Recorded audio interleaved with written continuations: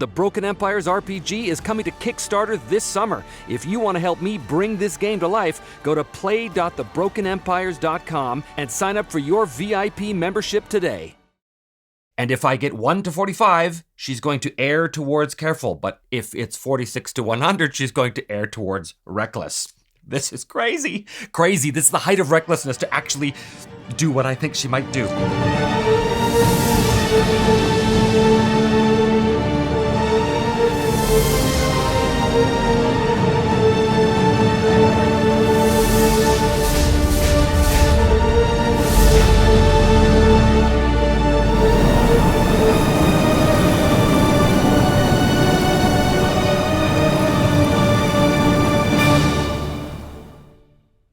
Well, welcome back once again to Me, Myself, and I, Season 4, Legacy.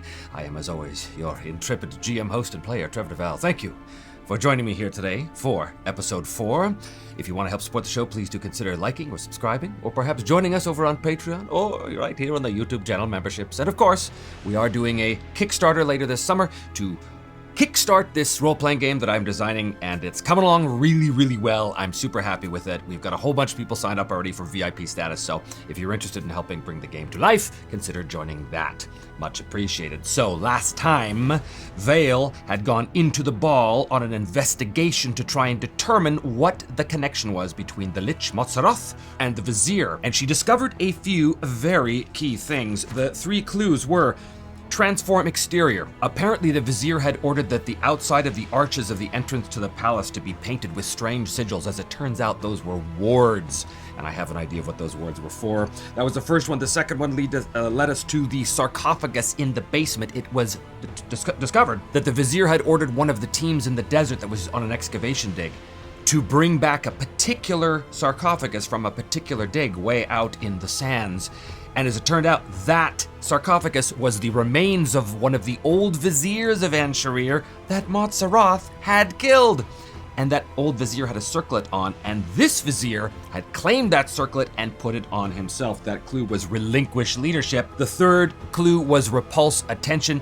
All of these things together led Vale to discover and to understand, along with a little casting of a spell, that in fact the vizier was under the control of the Lich through that circlet, because that circlet acted as an arcane connection to the Lich. So that's where we're at. Before we deal with what the hell Vale is going to do about this, because this is pretty hot water, frankly, we need to go over a couple things. First of all, yes, she will get some experience points because she was pursuing her goals. However, she's not going to be able to spend her XP until she's sort of resting in a safe place, but she's not there now. Also, we are technically in mid-scene, but I am going to raise the chaos factor to 6 immediately. Sort of playing fast and loose with the rules of Mythic a little bit, but it just makes sense that everything's going a little chaotic, so even though we are still technically in mid-scene, I am going to raise it. And finally, of course, as this is an evolving game, because I'm playtesting it as I go through the season, a number of things have changed. This is going to happen every episode. There's going to be things in between that change, because that's just the nature of how it works. But there's too many things to list, frankly. But I will tell you sort of the big one is how Resolve is used. Resolve is like a source of inner strength and determination, grit almost. Now you spend resolve after the roll. You can either spend 3 resolve to do a complete reroll, or you can spend up to 3 resolve after the roll to add success levels to a successful roll. You can also spend 3 resolve to negate an incapacitation effect on one hit location as well. Resolve is also hugely important for spellcasters. But suffice to say that Vale is down to, I think the last time she was at 3 resolve, but with the rejigging of the rules, now she's actually at 5. So the situation is she was sent here to find out the connection between the Lich and the Vizier. Well, she has found it, at least a part of it. The Vizier is under the control of Motzaroth. She cast the spell of Witness and was confirmed that in fact that the Lich's essence was connected to that circlet and was connected to the Vizier. The Lich, although he is only sort of half awake from his mystical slumber, was aware of her presence. Now that's the second time he's been made aware of something. The first time was when she was first appeared in the desert, and Motzaroth sensed the presence of the Spirit Mantle, which is the last vestige of Sherilyn's power. And now he's feeling this other presence of Vale herself. Again, Motzaroth does not know who Vale is, but he can guess where she's from. But here's the issue. I don't think that Motzaroth is yet woken enough to actually be able to take immediate action. So Vale has a few heartbeats to be able to make a decision. Now here's the real problem. This could be as close as she ever gets to the Vizier Van Sharir. The smart thing to do, the cautious thing to do, would be to very, very delicately and carefully extricate herself from the proceedings and get out of this ball before the Lich can issue any sort of orders to the Vizier, and hopefully get out, find Thrag, regroup, see if they can find some alternative way of dealing with the situation or learning more information. That's the smart thing to do. The more reckless thing to do, and Vale tends to fall on the reckless side of things most times, unfortunately, is I think that Vale at this moment could be thinking that if she can separate that circlet from the head of the Vizier, it might free the Vizier from the immediate grasp and clutches of the Lich. Now that is a very big assumption, so here's what we're going to start with. An Arcana roll, which is a lore roll, to see if that thought would cross Vale's mind, whether or not that even makes any sense, okay? So would she even know about such a thing? 78, no, she doesn't know, so this is a total guess. I know what I would do. What I would do is I would get out of here before the game is up, and the game is very clearly about to be up. However, I'm more interested in what Vale is going to do, and that is where our personality mechanics come into it. On the character sheet here, I have a number of personality mechanics. They are opposing personality traits, like brave, cowardly, trusting, suspicious, that kind of thing. This is heavily inspired from the Pendragon role-playing game, for those of you who know it. Basically how it works is like this. If ever I want to know what the character's going to do, I have the option, and it's purely optional, but I have the option to roll the dice and see which side of the personality is dominant in this exact moment. So we're looking at careful versus reckless. The number is 45. What that means is I'm going to roll percentiles. And if I get 1 to 45, she's going to err towards careful. But if it's 46 to 100, she's going to err towards reckless. This is crazy. Crazy. This is the height of recklessness to actually do what I think she might do. Her first personality mechanic roll, 35, is cautious. So she is not going to make a leap at the Vizier's head to try and grab that circlet. Instead, that means that she is going to very carefully, now that she has this sort of information that she's looking for, at least a part of it, she is going to very carefully try and extricate herself from the proceedings. But now I have a question for the mythic chart. We know that the Lich is not yet fully aware, but is he awake enough to be able to take action and command the Vizier to order Vale's capture in this moment? I'm gonna say, because we know that the Lich is not yet fully awake, he's still kind of in his dream prison, I'm gonna call it very unlikely. Very unlikely gives us a 25% chance of a yes. Okay, good, so that is a no. Vale has just cast her spell, and she's heard this voice, this ancient necrotic voice say, "I see you," which is of course the voice of Matzerath. She's going to take that as a cue to get out of here, so she's carefully going to try and leave here. Now, as this is happening, I think what happens is that a strange look comes over the eyes. We can't really see the face of this here, but a strange look comes over the eyes. It's almost like he's enters into his own kind of dream state, like he's kind of like shaking his head a bit, like there's some other voice in his head that's perhaps trying to command him to do something. But while that is happening, Vale is going to try and surreptitiously leave. Now, the only way she's going to be able to do that without being noticed, I'm going to use the helping rules, which means that the principal role is going to be manners. That's the only way she's going to be able to get out of here, is using the smokescreen of the crowd, basically, to carefully leave this place. However, she is inherently stealthy, and she knows how to keep herself unnoticed. So what I'm going to do is I'm going to give the stealth as a bonus to her manners roll. How that works is you basically take 20% of the helping skill, which in this case, you take the tens die of the helping skill value and you double it and you add that as a modifier. So her stealth is 60. What that means is her manners gets a plus 12. Her manners are normally 36, so now she's rolling on 48. Still not great, but this is her attempt. If she makes this roll, she is able to extricate herself before anything further can go on here. Here we go. 71 is a fail. She is unable to leave before some consequence happens. All right. Well, the Vizier stands up and he points and he calls from behind his mask. "You there, lady, return to me at once. We have business to discuss." Now, the Vizier is opening his mouth and directly addressing someone. That is gonna cause a huge amount of attention from these courtiers. And again, all eyes are on the Vizier and they're on Vale. She knows she can't slip away, so she turns and bolts. And she races down the stairs and bolts towards the doors. At that moment, the vizier cries, "Caesar!" And the guards spring into action. Okay, well, this is going to be a chase into the night through the streets of Anne Sharir as she bolts through the main door, pushes her way past some servants, and makes a beeline for that outer gate. Now, she does have a head start because no one is expecting this, but the cries of the guards from behind going, "Stop, stop, Caesar!" That's immediately going to get the attention of any other guards that are going to be in the outer courtyard. So she's got to go quickly. So this is how this is going to work.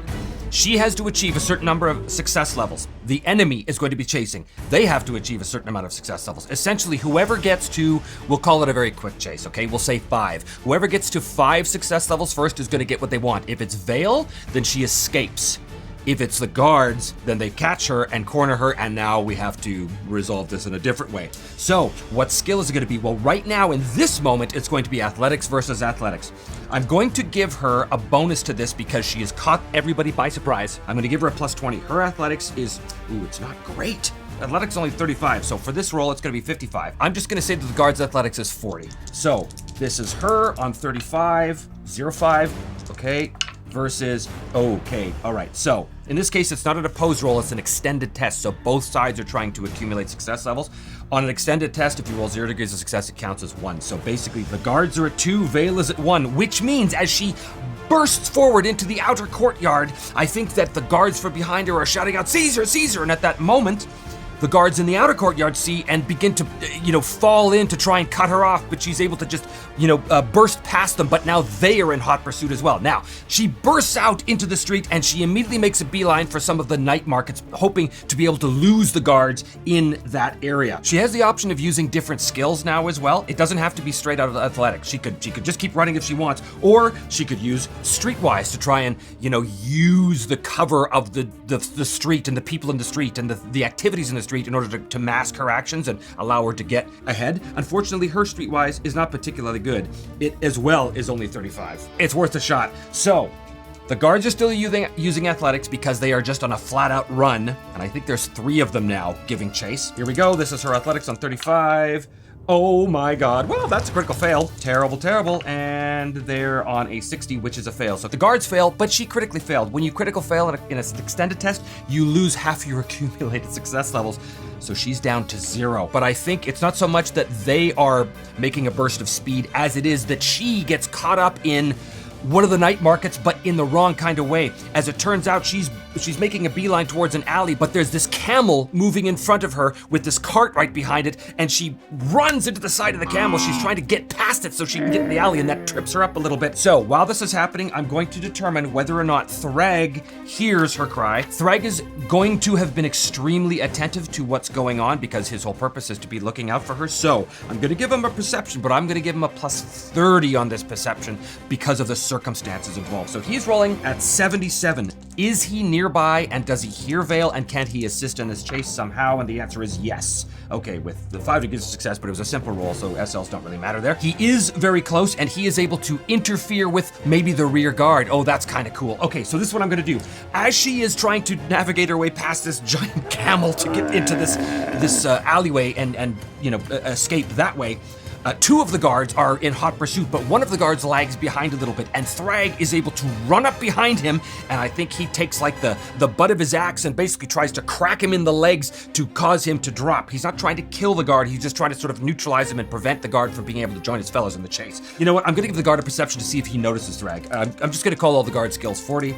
Does the guard notice Thrag? He does not. Therefore, Thrag is able to run and intercept this guard with surprise. This is going to be a quick resolution. So this isn't like blow by blow, this is just basically one roll. If he succeeds very well, he's going to basically knock this guard out of the fight, which is going to, we'll call it give Vale plus 1 success level.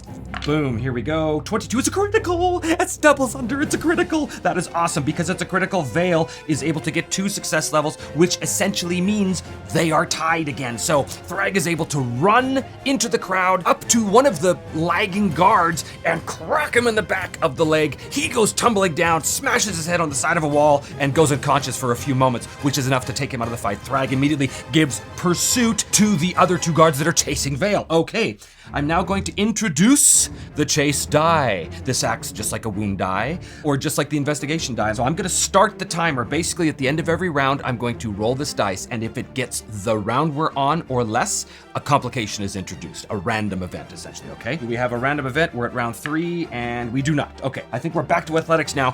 Vale gets past the camel and into the alleyway itself. She sees a number of stairways going up.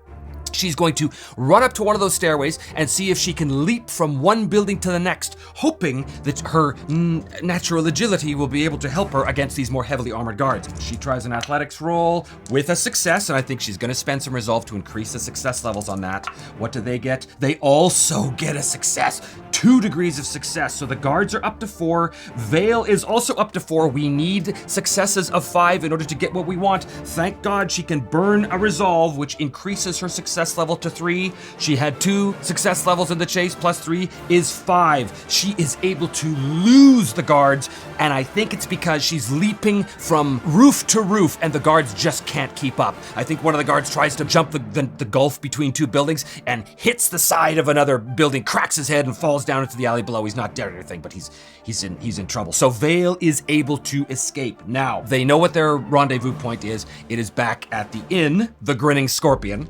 So I think that's immediately what's going to happen. Vale knows that this is bad. The Vizier will no doubt be sending out more guards, so she has to get back to the Grinning Scorpion, get her stuff, rendezvous with Thrag, and then find out what their next move is. Okay, that brings us to the end of the scene. Okay, so I've already bumped up the chaos factor mid-scene to 6, so I'm not going to do it again. But were there any new characters to add? Well, there's General Darian Bengara, who she gave the necklace to, and of course the Vizier Aventurier is now an NPC as well. A new thread, I think there's a new thread from this, and that is evade the Vizier's patrols. So the scene is Thrag and Vale get back to the inn of the Grinning Scorpion. I don't think they were followed because she did escape. So the heat is off for the moment, so they don't have to vacate the inn and get a new hideout, basically. They're still, that cover hasn't been blown. Although we still have, now in addition to the Vizier's guards, we still have these assassins that are still after her. So there are many people hunting for her now in the city. They are going to get back to the inn, and they're going to have to assess their next steps. So let's see if that is interrupted or altered in any way. Our chaos factor is now 6. 3, an altered scene.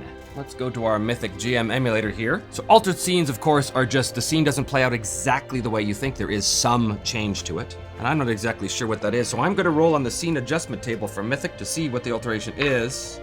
1, remove a character. Choose the most logical character to remove from the expected scene. Well, they're getting back to the inn, so I think the innkeeper is not there. Yeah, okay. That's weird. Her and Thrag are together. They're still sweating and breathing heavily from this chase through the cool desert night of the city of Ancharir. But when they get to the outside of the Grinning Scorpion Inn, they stop and they look. And right away, I think Vale's sort of sixth sense goes off and she's like, hang on a minute. There's something very wrong. And when she looks inside the inn, she can see that the lights are all off. It's after midnight, but she knows from the previous night that a lot of these merchants and caravan owners and stuff that drink at this inn, they would drink long into the night. But tonight, it's completely quiet and the lights are off. That's very strange. So I think, I just an idea of what this might be. I wonder, I'm gonna ask the fate chart. Is this what I think it is? I'm gonna say 50-50 because I'm not sure. 38 is a yes. It is what I think it is. Okay, all is quiet. She is without her weapons. Her weapons are in her room. Thrag still has his. I think she says to him, stay here, Thrag, and keep an eye on the door. I don't like this. Something is very wrong. Vale moves around and slowly tries to go up the stairs to see if she can access the second floor. I know what this is, and it's not good. She's gonna do a stealth. Now she gets +2 success levels to stealth. All right, her stealth is 60.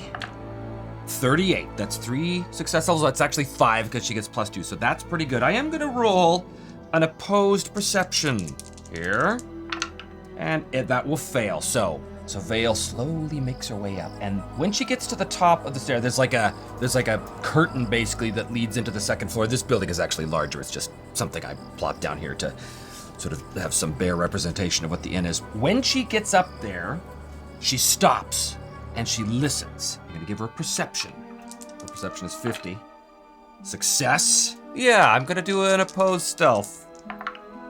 Ooh, critical. Okay, so she is super, super quiet, but she does not hear anything or sense anything or see anything or anything like that. She very carefully pushes the curtain aside and walks into, now this is like a little hallway, and again, it's longer than this, but on either side are these other curtains, which leads to these small cell-like rooms. She very carefully goes to her room, and she just pulls the curtain just enough to see a little bit of the room by basically the little bit of moonlight that's filtering in through the open window.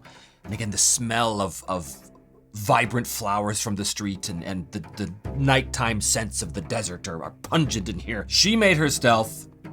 The other party made their stealth. The other party failed their perception. She failed her perception. So I think what happens is as she pulls the curtain, there is someone in the room, and they surprise each other. And inside the room is a veiled person. One of the members of the Silent Death Assassins Guild that's been hunting her and Thrag has come to the inn, has somehow found them, and is waiting here for her. But the assassin didn't hear her come in, and she didn't notice the assassin, so they surprise each other. Now, here's the thing. Her blade is right there, right in between. The assassin has like a curved blade and like a parrying bracer, which acts as like a small shield, basically. Now, normally there isn't any sort of like initiative roll that happens here, but in this particular case, this is going to be an opposed athletics check because she is going to leap for her rapier and try and pull it free before that assassin can leap and attack at her. So she is gonna roll, actually I'm gonna do the assassin first, and I'm gonna give this assassin 50 athletics. And the assassin fails, which is good, and she rolls on 35, 09. Okay, so that's a success, so she wins, so she gets there first. So she leaps for the sword and is able to pull it, and now we are in a proper combat. Combat has changed since the first time we've seen combat, so the rules are slightly different. We're still in a phase system.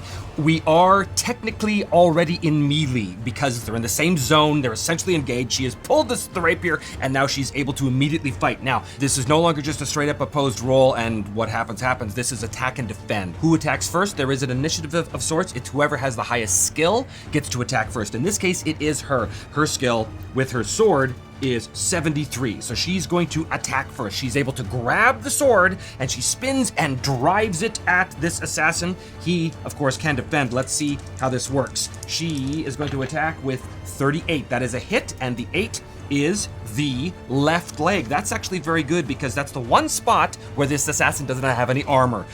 Great place to hit with 3 success levels. However, she also has Opportunist, which gives her a +1 success level with fast weapons. So she actually got 4 success levels. She's going to strike him in the leg unless he can defend. He, with his sword out, he's going to try and parry that off. He's rolling his skill as well at 50, and he succeeds with 2 degrees of success. She got 4, he got 2, which means she succeeds with 2 degrees of success. So he's able to parry off a piece of it as she drives the blade into his leg, not as effectively as she would have if he hadn't parried. So boom, 2 degrees of success.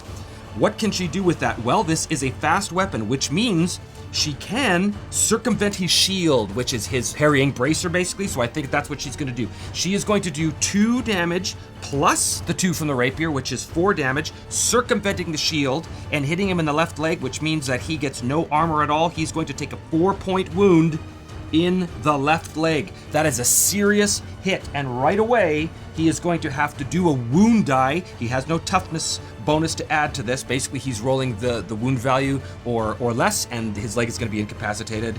And oh, look at that, so great. She grabs the blade and immediately drives it into his left leg. He goes to parry it, only catches a piece of it, but the point still jabs into his left hip. Ugh! And incapacitates his left leg. He cries out and falls prone. Now it is his action. He is on the ground. If he does anything other than try and get up this round, he is going to be at -20. So he's going to do an athletics roll at 50.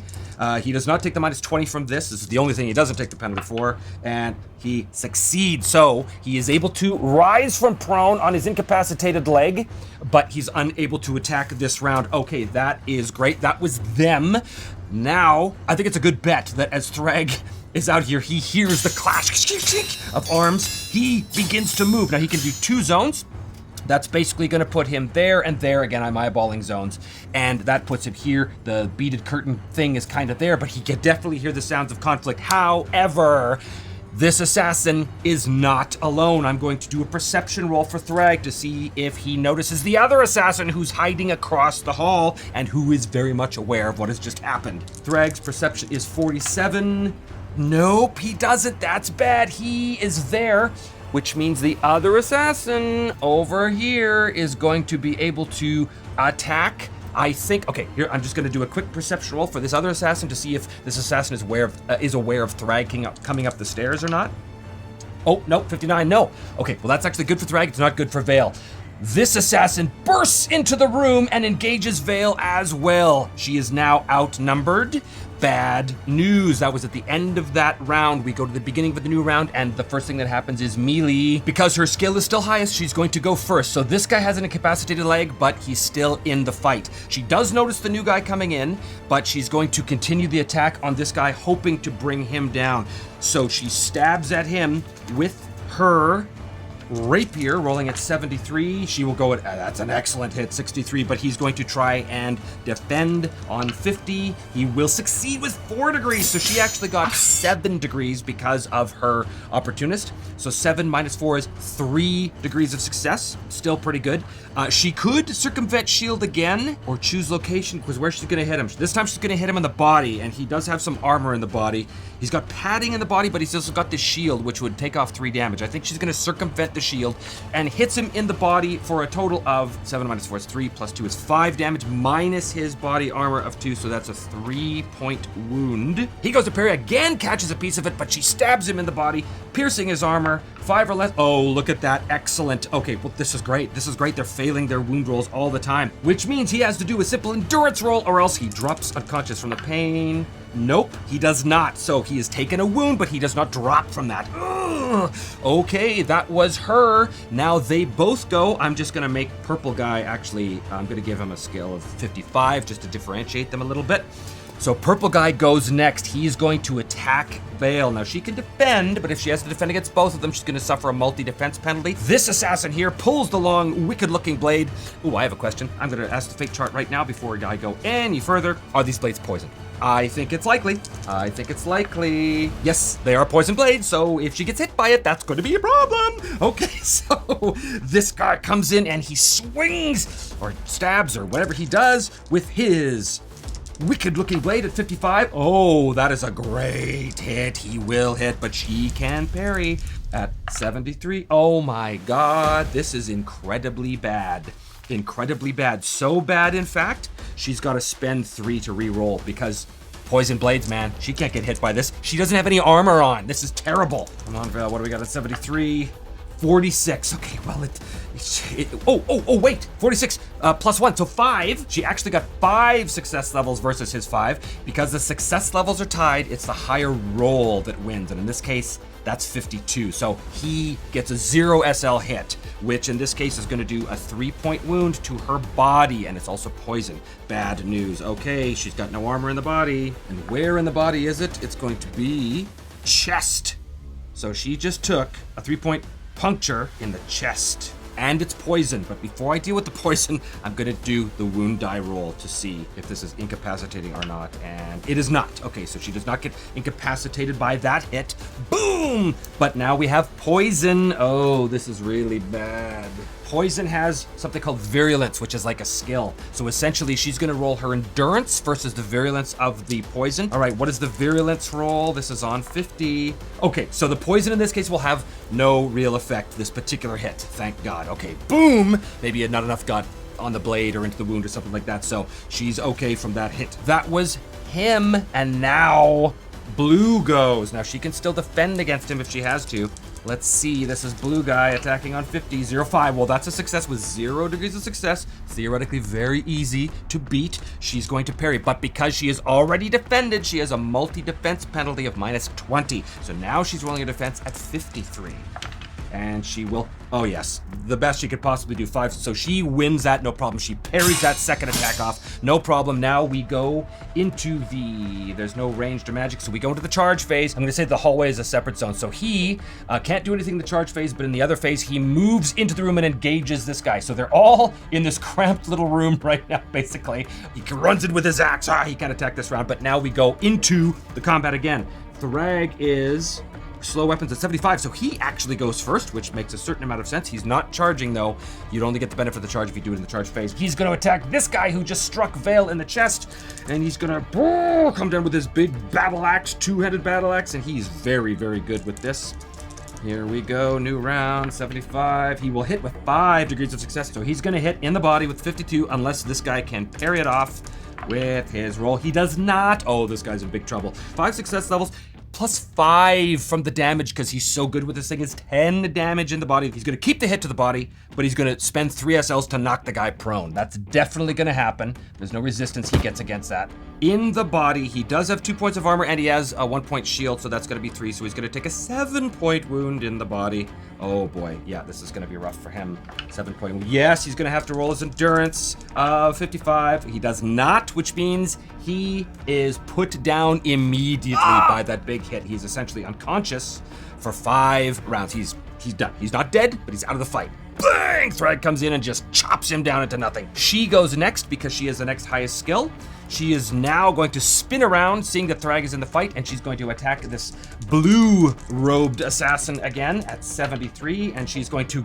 71, that's an unbelievable hit. With her, that's 8 success levels. He's gonna try and parry at 50. He does with 0 success levels in combat. It's not an extended test. So in combat, that actually just counts as 0. So unfortunately, she comes in with all of it. 8 success levels in the one in the head. Oh my god, he's done. 10 damage in the head, and she can also she's gonna circumvent shield, for sure. Does she have enough to knock him prone? She needs 7 to knock her prone. She's got 8. Yep, that's what she's gonna do. She's gonna circumvent the shield and hit him in the head and knock him prone. So she does 10 minus 2 in the head is 8. Oh yeah, oh that's bad. Oh, that's really, really bad. Okay, here's the wound die for the head. 8 or less. Yes, he is out. He is out for 7 minutes. He is done. But here's the other thing. That is over his lethality level in his head, which is 5. So on the death die, if he rolls 8 or less, because that's the wounds he just took. Oh, he's not dead. Okay, but he is out. So they have basically knocked these 2 assassins unconscious. Wham, wham, wham! And they're bleeding and they're in bad shape. Oh yes, they are bleeding and in bad shape, which means once they're down and unconscious and they have open wounds like this, they have to roll their death die every round. Now, normally I wouldn't worry about that, except that in this case I am gonna worry about that because they want information from one of these assassins. So she is going to immediately disarm them. They're gonna bind them up, but they're gonna try and do a heal roll just to stabilize some of the wounds. Vale turns to Thrag and says, check the hallway. Make sure they don't have other friends waiting in the shadows. So Thrag goes out and he sort of begins to check the other rooms. Obviously these rooms are empty tonight, otherwise there would have been screams of bystanders as combat broke out. So she's gonna do a heal roll on this guy's head because that's the bad one. So she's gonna roll a heal roll. Now when she rolls a heal, she's not great at this. She's only 40. And every time she does a heal roll, she has to roll a medical die roll as well, which is it's like a timer die kind of thing. You'll see how it works. So does it work? It does not. She fails. And it is a D10 for her medical die roll. If she rolls a 1 or 2, which she just did, she uses up valuable bandages and her medical die now goes down to D8. She failed that medical roll. Now he rolls the death die on his wounds to see if he okay, he's still alive. She uses up valuable supplies, but she's unable to staunch the wound if he's still bleeding out. Okay, she's gonna do another heal attempt. Heal, 40. It will fail again. Does her medical supply die go down? Oh, wait a minute, it's D8 now. It's D8. And it does not. Okay, the second attempt, she failed. He rolls the death die. Oh, and he dies in the second round. He bleeds out and is dead. Well, what about the other guy? In the first round, no. In the second round, no. Now she goes to try, kicks that body out of the way. See if she can heal this guy, because she just wants information. Normally these heal rolls at like round by round death die is more for like player characters, but this is tense because she wants this guy to live. So here we go. One more attempt for heal against her. She fails again. Does her medical supplies go down? It does. She's wasting all of these supplies on this guy. She can't keep doing this. She's now down to D6. If she rolls a 1 or 2 and a D6, that's it. She's out. Last death die for this guy. Let's see. Oh no. Well, guess what? He dies too. They're unable to extract information from these guys. They died from their wounds. Oh, that's a question. Is there any other assassins? I doubt it because they would have joined in. So I'm still gonna ask the fate chart. I'm gonna say it's nearly impossible that there were other assassins here. It gives us a 25% chance of a yes. No, there were not. So there was just the 2, but the real problem here is that they have been discovered. Their hiding place has been blown. The cover is blown. They've been tracked down. Vale knows exactly what this means. First of all, she calls Thrag in and she says, "Retrieve our things. We've got to go." And then she immediately begins to rifle through these assassins' bodies to see if there's any indications of who they are. I think that the silent death assassins are recognizable from a certain tattoo that they have, maybe on like their neck underneath the ear or something like that. Maybe it's a little scimitar, dagger, poison dagger, whatever the case is. And I think she sees that. Does she recognize what that is? I'm just gonna give her a straight up local lore. Yes, she does. She does succeed that. She sees this and realizes the silent death assassins. Montserrat must be behind this. Thrag, and she calls him in, and they immediately grab their stuff. She puts on her armor, gets out of the gown, grabs their stuff, and head out into the night now, looking for another place to hole up. Okay, that was not the scene that I intended, but is the scene that happened. Well, the chaos factor is definitely going to go up to 7. So as they race into the night, being pursued now not only by the silent death assassins, but also by the Vizier's guards, things just got a whole lot more complicated for them. And we're gonna add a new thread: evade the silent death assassins. I think the big question right now is, are they able to find another inn as they flee into the night? I'm going to do a streetwise roll, because that is going to determine.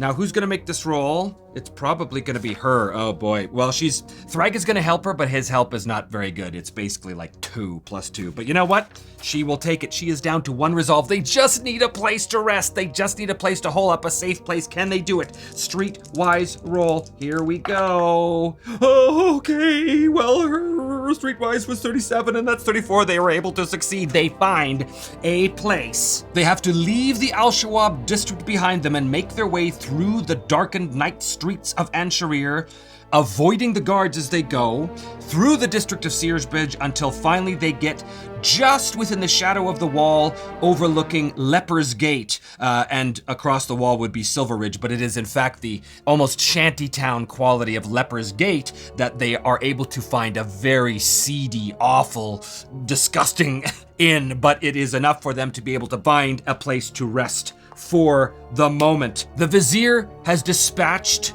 patrols to be looking for Vale. They don't know anything about Thrag. The Silent Death Assassins have tracked her down somehow. We don't know how they found her, but they did. Perhaps it's something to do with the Death Knight. Maybe the Death Knight helped them somewhere. We're not exactly sure. We also know that Vale knows that the Vizier is under the control of the Lich because of that circlet. That circlet was taken at an excavation site. I think the only thing she can do right now is try and track down some member of that excavation team. She's gonna try and investigate. She'll have to wait till the morning to do this, but she's gonna have to try and hunt down one of the members of that excavation team that came back with the sarcophagus of the old dead Vizier to see if she can learn something. That team was sent out by the Vizier himself to look for specific things, and I think I know what Montserrat's plan is based on those 3 clues that we discovered, and I have a feeling I know what it's going to entail. What is that plan? We will have to find out next time on the next episode of Me, Myself, and I. Thank you so much for joining me, and if you do want to help support the channel, please do consider hitting like and subscribe, or joining us on Patreon or here on the YouTube channel memberships. And of course, if you do want to help develop this game and bring it to Kickstarter, then join us as a VIP on the Kickstarter pre-launch page. All of the details for that are in the notes below. Thank you so much, and we will see you on the next episode of Me, Myself, and Die.